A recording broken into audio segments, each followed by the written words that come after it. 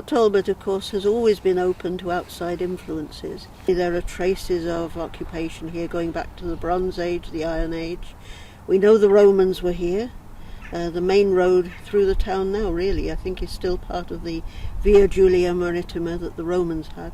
The people who were living here when they came were the Silures, who were a native tribe. Possibly not Celtic. I suspect they may have been largely of the original inhabitants of this country before the Celts arrived.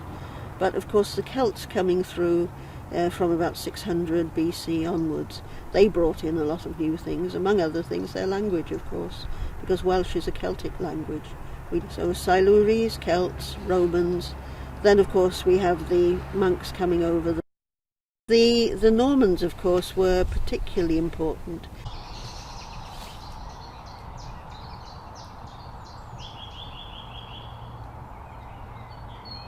The first serious date we've got, I suppose, is 1147, when Robert of Gloucester, the illegitimate son of King Henry I, actually set up Margam Abbey, and he brought monks over from France, from Citeaux, to actually be the first inhabitants of the abbey. It was a Cistercian abbey, so of course they were very interested in agriculture and in producing wool, and this was the first, I suppose, as far as we know, industrial or commercial activity in the area, because the monks exported their wool.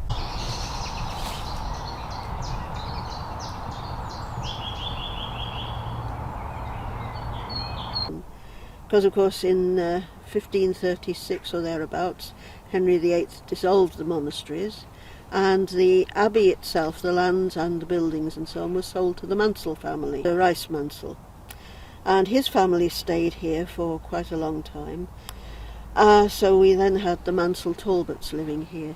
In about 1836, when C.R.M. Talbot was the Talbot who gave the town its name eventually, C.R.M. Talbot was getting married. He decided that he was not happy to bring his new bride to Penrice in Gower.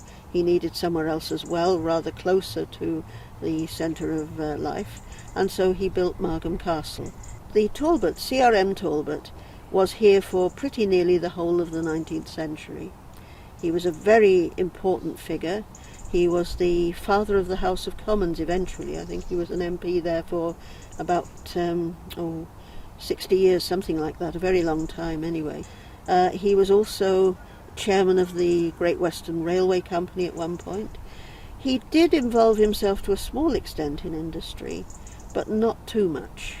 He preferred to rent out the various mineral rights and so on the land and collect the rent, as a result of which he is supposed to have been the richest man in England, they say, but of course in Britain actually, when he died. Of course the result of C.R.M. Talbot, and I suppose the people before him, their willingness to allow people to come here and exploit the resources, even if they didn't do it themselves, was the reason why Port Talbot became so important as an industrial centre.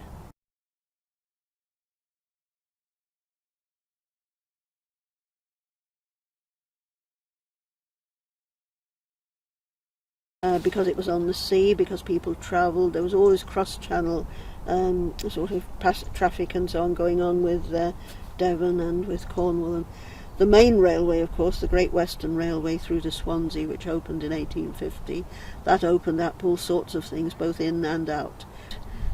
It meant that people came in, not just sailors. You had all sorts of communities. For example, in 1850 or thereabouts, you had a huge influx of people from Ireland getting away from the famine there.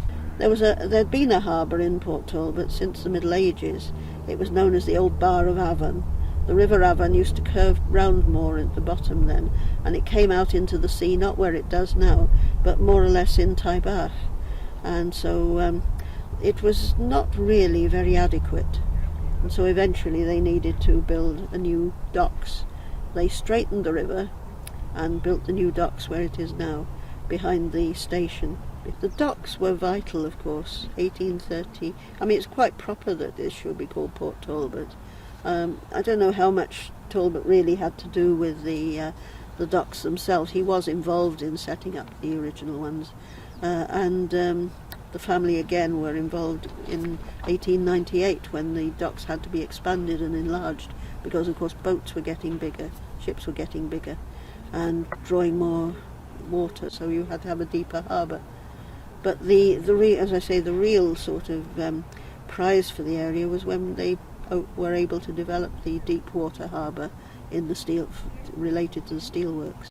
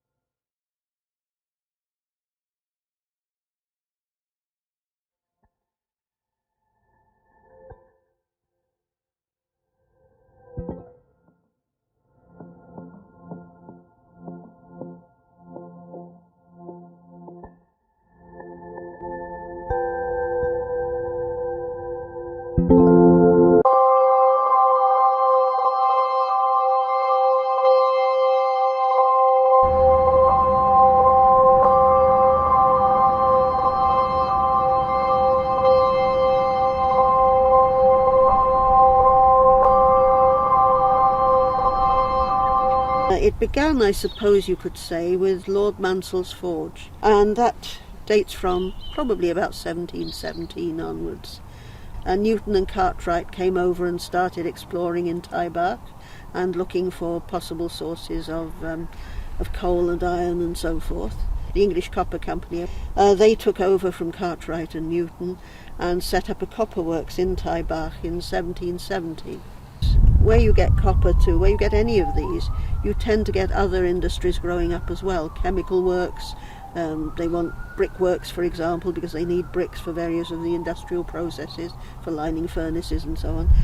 Tin works and iron works seem to tie in as well. So you have these kind of industrial groups here. In fact, you could say there was a fairly direct line through from the tinplate works to the steel works now. There's a gradual procession of things going on. Yeah, the Gilbertsons of Pontardawe decided to build a steelworks over here, and they built the Port Talbot Steelworks around about 1901, and then in due course, round about 1905, they sold it to the Baldwin Company, and they began to develop further. Then they also built the Margam Steelworks. The Port Talbot Steelworks dealt with rolling the steel. The Margam Steelworks with furnaces and so on, they actually sort of made the steel out of iron. After the First World War there was a general depression, but because of that the coal industry went down very seriously, as we know, and you had a depression everywhere. Then 1936, in the meantime, by the way, the three wise men had appeared, Guest, Keane and Baldwin's. As they call them locally, the three wise men, Guest, Keane and Baldwin's Company. And they decided to build a newer steelworks, upgrade everything. Then the war came, everything was very busy, but there wasn't a lot of expansion of works and so on, just a lot of expansion of the work they did. And then after the war, they founded the Steel Company of Wales, which included Guest, Keane and Baldwin, and it also included three other companies from South Wales, and that was the Steel Company of Wales. They were into integrated mills. By now they'd realised there was not a lot of point in having lots of little bits of steel production around, so the idea was to integrate the works. There had been a previous one elsewhere in England, but they decided now they would build their Welsh one here, because of course there was already a lot of expertise, there was land available. It was inaugurated in 1947, the first steel was rolled in 1951, and from then on, well, it stayed as the Steel Company of Wales for a very long time. It became the British Steel Company, it was nationalised. Then eventually that again was sold off, and now the steelworks here, the Abbey Works, is actually the property of Tata, which is an Indian firm.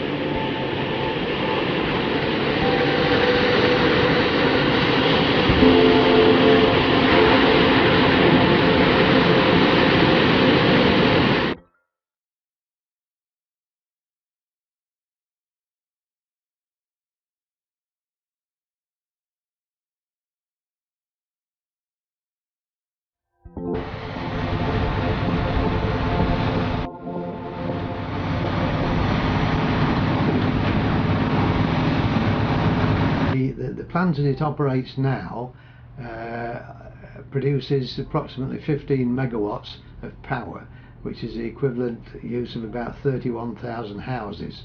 We place that into the grid. The receiver of that is a company called Scottish Power, and they distribute it to the respective homes and where it needs to be within the national grid system.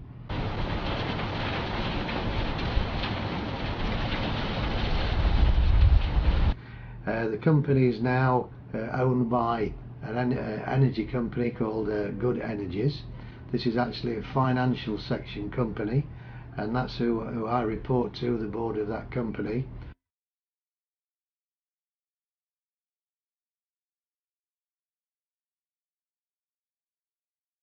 And within that, we operate with an operation and maintenance contractor here who's from the EPC contractor, and it's made up of Scandinavian companies, Burmeister and Wain and AET, who provided the actual equipment to operate the plant with.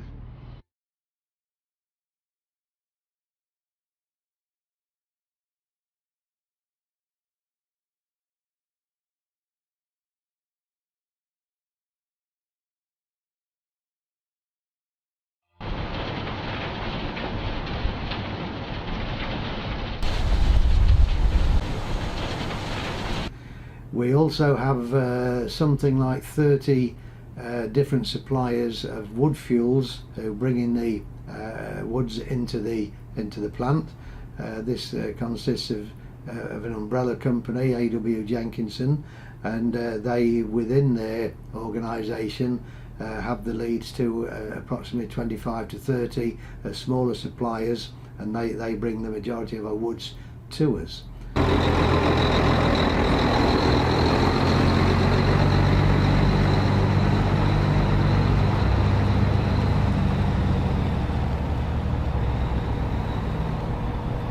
We take 2 or 3 different types of wood, one being regular roundwood, which is, as you'd see in the forest, you see your regular roundwood trees. We have brash, which is the side residue of forest and probably roadside materials that isn't good for any other type of industry. It's more or less a brushwood, as the name brash suggests. We also are licensed to burn clean recycle wood. This doesn't mean wood from demolitions at all, but clean recycle from such as pallets or maybe packing cases from places such as B&Q and this type of places. This all helps to produce the biomass product. We are licensed to burn clean woods and virgin woods, but we are really a zero emissions plant. So where some plants around the world, particularly in Europe, are allowed to have some emission content, where we try to avoid that, and we're quite heavily watched by the Environmental Agency in that respect.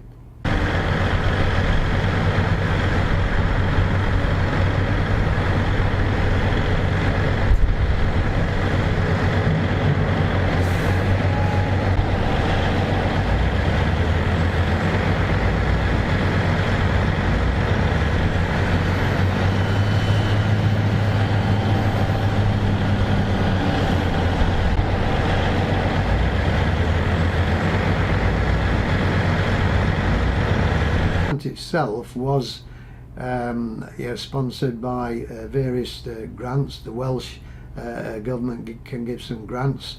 The overall government grants of people looking for the alternative energy sector also go through, and there's also support from banks as far away as Japan and through Europe, and obviously local investment as well.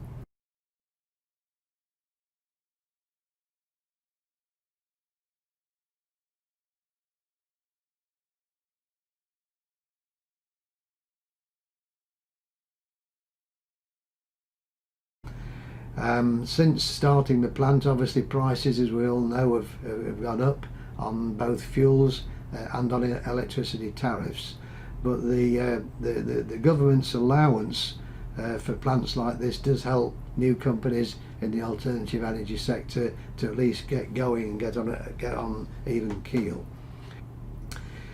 As regards information, we obviously have full telephone, email service and whatever to anybody we want to worldwide. For information and help maintain and operate the plant correctly, there is direct links to the provider of the plant equipment that goes back to Denmark, and they are constantly monitoring our operating regime and our temperatures, and keep a watch on to make sure that we do keep within the allowable parameters to look after the equipment. As regards international organisations and institutions, we do try and we do have to operate within regulations set forth for the industry, emission control, health and safety. We have to be careful of the environment immediately around us, and we have to be careful of the people who are working with this equipment as regards health and safety. So everybody has to wear the correct PPE, the personal protective equipment, for handling the type of material we have, and also for hearing concessions and everything.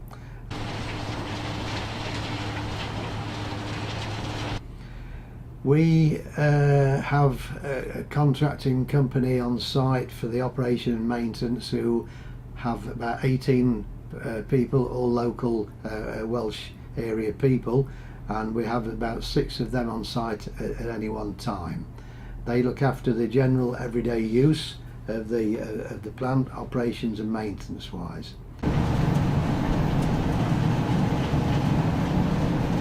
And we have our own consultant comes in on a weekly basis to make sure that we adhere to the health and safety regimes, and we also have regular meetings with the environmental agency to make sure we take care of subjects such as surface rainwater. Rain we can't stop coming, but we can stop it, for example, washing undesirable materials onto the adjacent lands.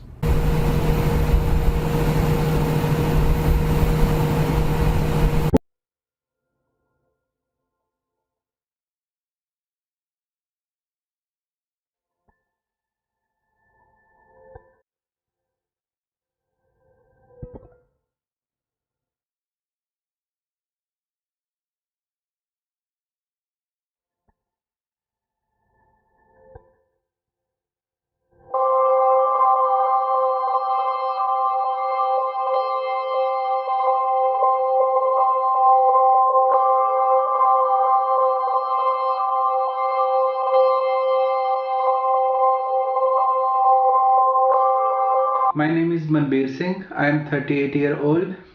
I am working as software engineer with Cardiff University. I'm married to Shelly. She's Indian as well.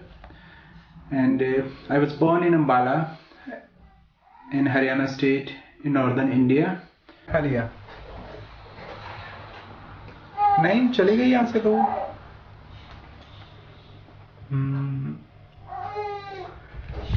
First time I came to Wales in 1995 to do my MBA and went back to India in 1998. After that I came back to Wales in 2003 and I start working for Swansea University first of all, and then I joined Cardiff University. I like Wales.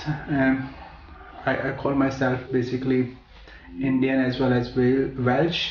I sport Wales in rugby, so I love Welsh rugby, and I support India in cricket because the way they play, and same I support Brazil in football. So I don't see myself like associated with one kind of nationality. I just enjoy the sports in this way, just supporting all the teams who play better, you know. चल ठीक है, फिर थोड़ी देर बाद करूँगा मैं तेरे phone में और बताऊँगा सारा कुछ. Born and brought up in India. My parents are still in India. My brother, his family, they are still there. So that kind of emotional relation is always there with the family. And I've since been brought up there, stayed there nearly 25 years. So that kind of cultural things, the way I have friends there, the way my family connections. So all those emotional ties are always there with the family. And while when it comes to just sending, when it comes to investment, sometimes just put money there and do business on economic terms. I do some investment in India, just send money back there. And since I was brought in India, so I always involved in politics, Indian politics, supported Congress party because of their liberalization and secularist policies. My religion is Hinduism. I believe in Hinduism, and I believe in spirituality. But my personal belief, I just believe in secularism.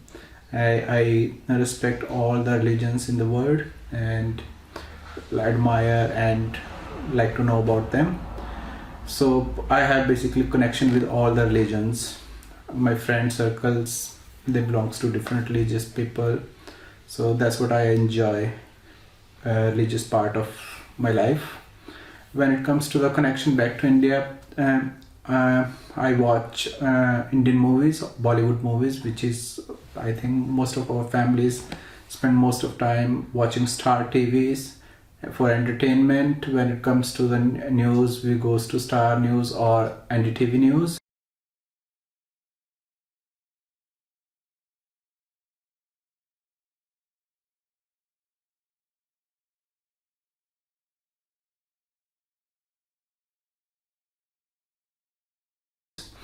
And most of times I use Times of India as my favorite newspaper to just get up-to-date news about India. And when connecting to my family, I prefer to spend weekend on Skype discussing things with them, so that we can sit like online family discussion. And same thing I do to connect to my friends. Similarly, my friend circle on Facebook, most of my friends and family friends are on Facebook, so we keep on updating each other.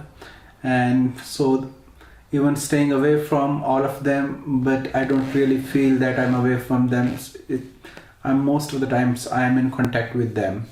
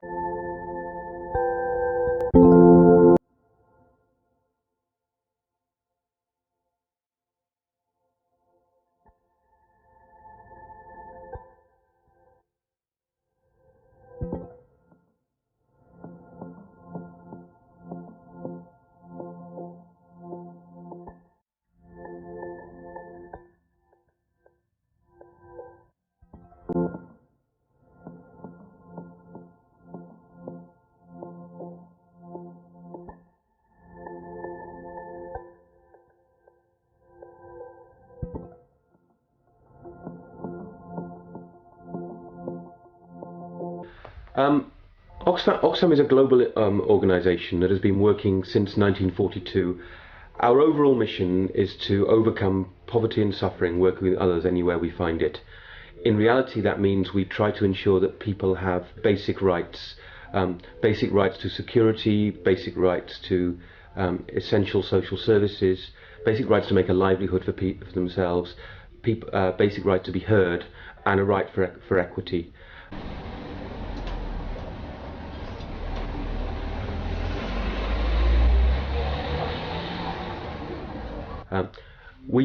We currently work in 61 countries across the world, including 3 within the UK, and we're also part of an international federation of 14 Oxfams, and collectively we work in over 100 countries between all of us. We do our work in three different ways. Probably the most well known is our emergencies work. People who are suffering from crises that put their basic homes and lives at risk, as in recently the floods in Pakistan, last year's disastrous earthquake in Haiti, and currently we're doing a lot of work in the Ivory Coast to help victims of the war there and many thousands of internal refugees. We also do work in two other main areas. We do development work where we're helping people to build their lives for the long term. We did a lot of work helping communities in East Asia rebuild their lives after the tsunami from 2004 onwards, and we do that work on an ongoing basis across many parts of sub-Saharan Africa, where we have our biggest programs, in Central America, in South and East Asia, and as I said before, here in the UK. And what we do in those situations is mostly work with local organisations, support the development of those organisations, and help them build the projects that they think will help local people to meet their goals, particularly in building livelihoods and helping them get their voices heard by local governments and local decision makers, so that their communities are actually driven by the needs of those people. The third main strand of our work is in campaigning. But however many programs we run and however successful they are, they cannot address all the issues that communities suffering from poverty around the world need to address. Some issues are just too big. If I take, for example, the debt crisis that overwhelmed many countries, particularly in sub-Saharan Africa and in Latin America, from really the late 1980s up until the early 2000s, that couldn't be addressed by project work. We had to campaign to address that, and we had to go to multilateral donors, we had to go to governments in the rich world, and we had to go to banks to say that actually these policies are actually self-defeating, insisting that people pay back money that was often borrowed by dictators, and insist on new democracies, undermining their very existence by spending all their budget on repaying loans rather than providing basic services for their populations.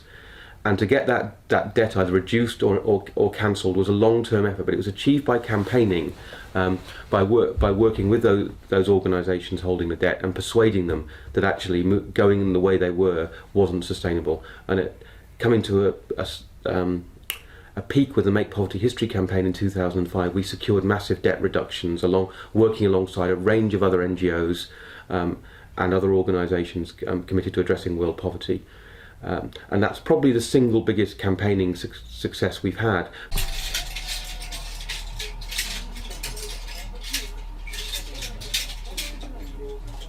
And in doing that work, we seek allies, people who will work with us, who are other NGOs here and in developing countries. We work with governments. UK government's obviously an important partner for us and indeed target for us, but also governments across the developed world, and increasingly governments across the developing world. But also then multilateral bodies, the United Nations, the World Bank, the IMF are all bodies that we try and influence. And so major UN negotiations, major G20 negotiations, we're often present as accredited observers, so our voice is heard, even though as NGOs obviously we don't have a formal voice in the decision-making process.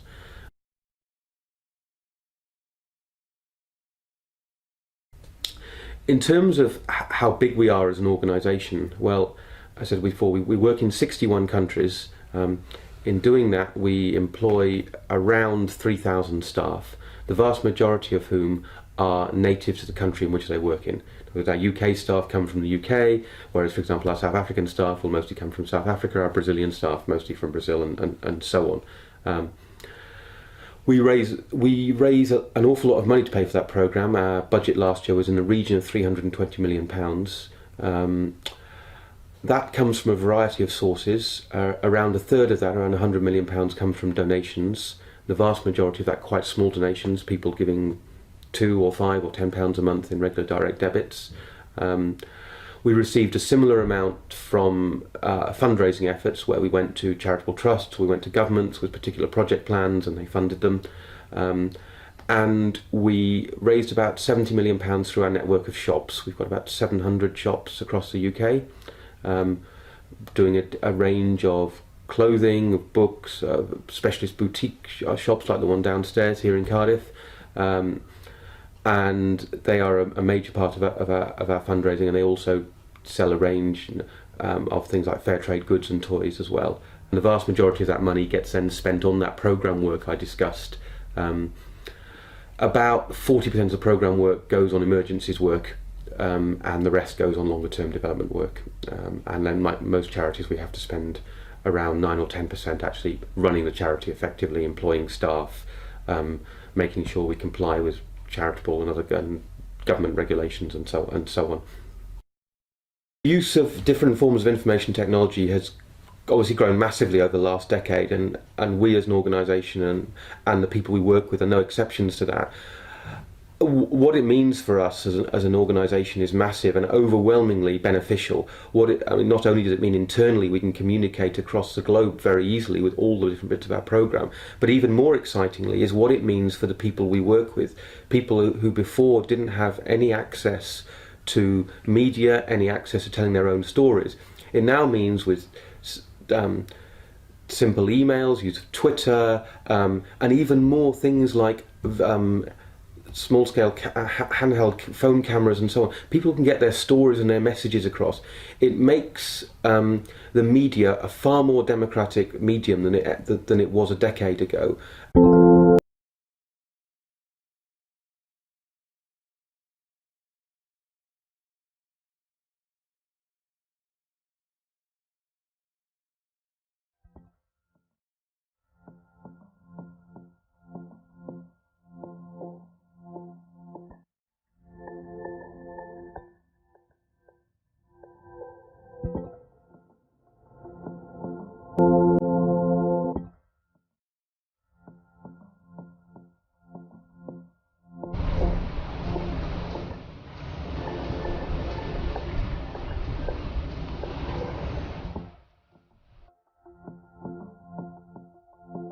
RPC is Europe's largest rigid packaging polymer producer.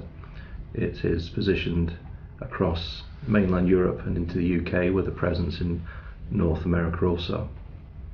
It is strategically positioned to satisfy the European market, operating across 60 sites, serving the industry.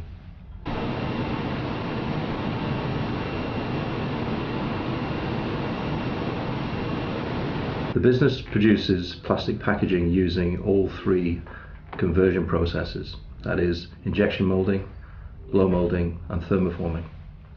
Here at Kenfig we produce vending cups for the UK market. We are the UK's leading manufacturer of vending cups and also portion packs. All our products here from Kenfig are fully recyclable to address all the environmental concerns.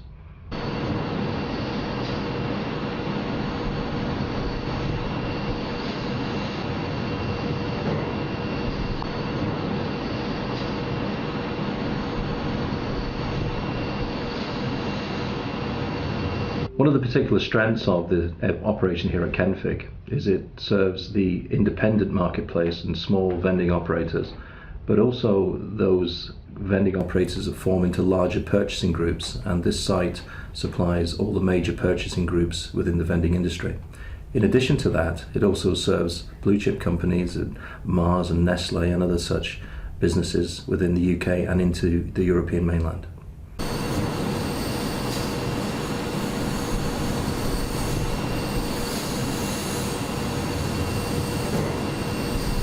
The RPC Group recognises that it operates within a worldwide economy.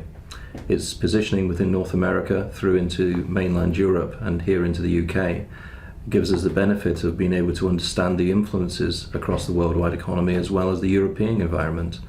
We use our size, diversification of product ranges and positioning in each country to give us a position where we can evaluate and work through and gain understanding of best practice to serve ultimately best service into our customers.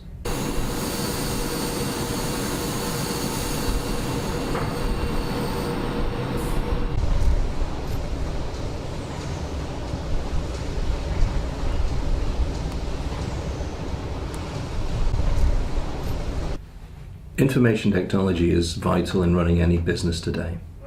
Of course, a company of the RPC size, positioned across the various countries that we are in, it is vital in running our own business. And of course, we utilize all the aspects of information technology you'd expect. Email is key to us, as is the use of Skype for meetings.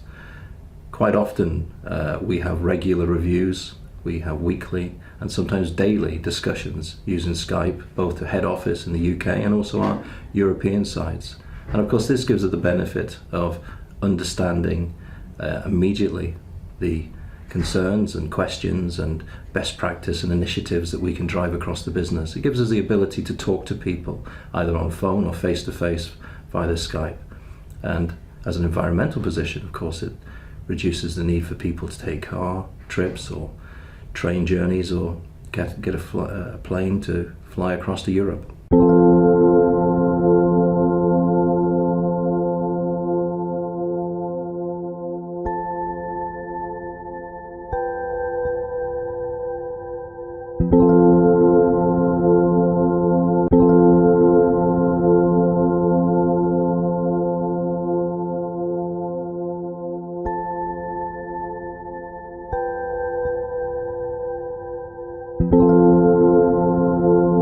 Well, since the Indian Society was set up in 1983, the membership of the society has grown, and as a result of that, we felt we needed to include a larger geographical area. So now we have members from the whole of Bridgend, right up to Pembrokeshire, and these members come together at the various events that we hold, for the society. And for example, we have the Diwali events, which is a bit like Christmas, which is the Festival of Lights. We have the Mela Festival, which is a public festival that invites the whole, the whole of the public to come along to partake in the diverse cultural aspects of India.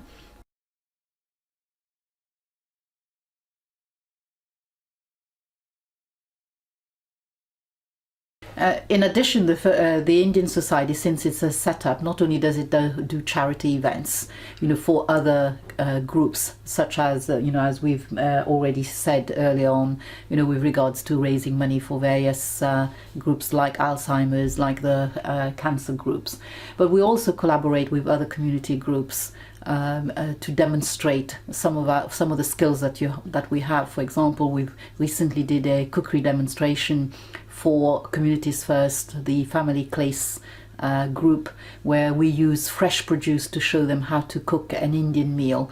That was really well received, and they found that very interesting, and they also found the taste appealing as well. And and we've worked with the African Community Centre, on various bids. We've also taken part in the human race marquee that the Swansea Bay Race Equality Council tend to set up on an annual basis.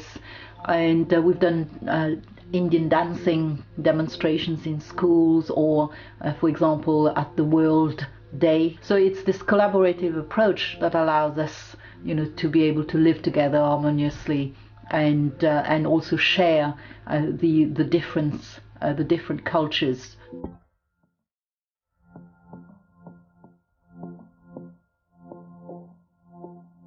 Then we started the Mela, which we thought will be better to bring the mainstream within the community and to make aware for the youngsters and everybody about the culture and the tradition of Indians, and also for the youngsters to know their roots and their cultures, and some of the local children also learn about Indian culture in the schools, which they can relate when they come to the Mela festival, and they can see what is religion, what is tradition, and what is culture, and they all participate in the event, and you can see multicultural activities going on, and there's a integration of all the communities on the Mela festival, which is a big achievement for the Indian society, and this has been going on for past 5 years.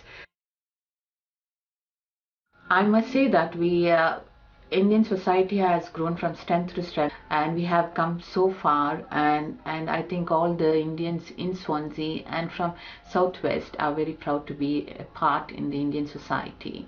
But from Indian society, I think various people, various members have come to make friends, and they feel a sense of belonging, because we have come from our country to this and made a home in this new country in Wales, and which society has helped them to get through whatever problems and whatever difficulties they have to face, and they have a family, because we don't have a family here, and they made friends as family, and they made many people, and few of the children.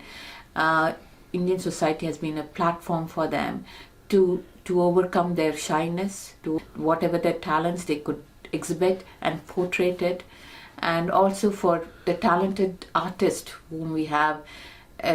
Quite few members are quite talented, and it was a platform for them to thereon go and become a professional dancers, professional in any way they would like to.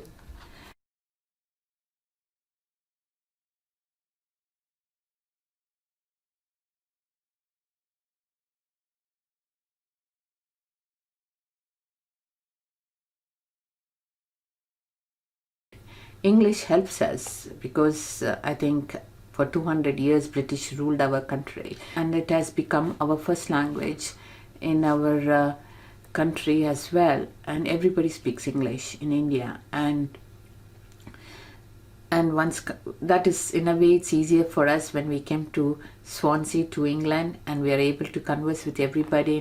People in India are, because of the way we are having our culture, diversity in culture and languages and all, and we are able to cope with anything that comes across.